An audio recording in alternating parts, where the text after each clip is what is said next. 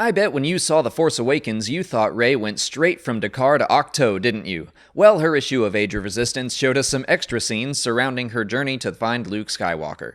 The story starts before she leaves the Resistance. Leia and Chewie have a nice long hug after Han's death, so people can maybe let that complaint go now. I agree it would be nice to see Chewie get his hug or Yavin medal on the big screen, but at least that stuff did happen. Leia asks Rey for the details about Han's final moments and his attempt to bring Ben back. This could kind of be seen as the start of humanizing Kylo Ren for her. Leia doesn't refer to her son in anger and refuses to even call him Kylo Ren. He is still her son. At this point, she still believes there's good in him, and I don't think it's until the end of The Last Jedi where she starts to believe that Ben is truly gone for good, but then Luke promises her that no one's ever really gone. But I'm getting sidetracked. She sends Rey off for Ahch-To, assuring the young woman that she is no longer alone. She is part of something bigger, and she carries the hope of the galaxy with her.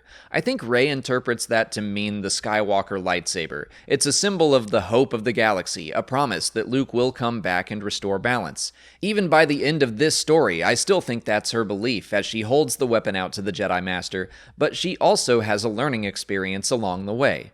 The Millennium Falcon is damaged and they need some parts so they can fix the hyperdrive. They are conveniently next to a junk planet called Necropolis, so they land and Rey is sent out to find what she needs. She realizes the leader of the planet was responsible for pulling them out of hyperspace and has been doing this to ships for a long time, luring travelers to their deaths. She ignites the Skywalker lightsaber and demands the leader surrender to his slaves to be imprisoned for his crimes. With the Falcon fixed, she heads to Ahch-To and repeats Leia's words in her head, that she has the hope of the galaxy with her. So yeah, I think she's almost crediting the lightsaber or the thought of Luke for her victory on Necropolis, as if it's the source of her strength. But no, it's just Rey. She saw slaves under the rule of a monster, a situation she is very familiar with, and she decided not to let that stand.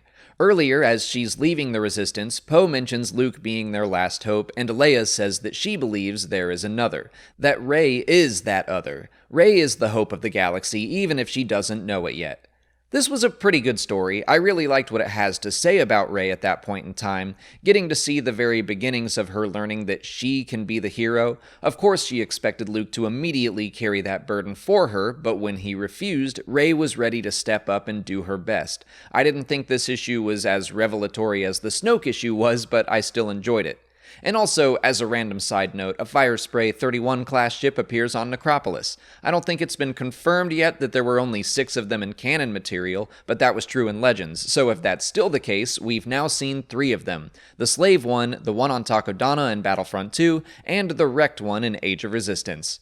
Anyway, let me know what you thought of this issue in the comments. If you haven't already, please like this video, subscribe to the channel, follow us on Twitter, Instagram, and Facebook, and consider checking out our Patreon page. As always, thanks for watching, and may the Force be with you.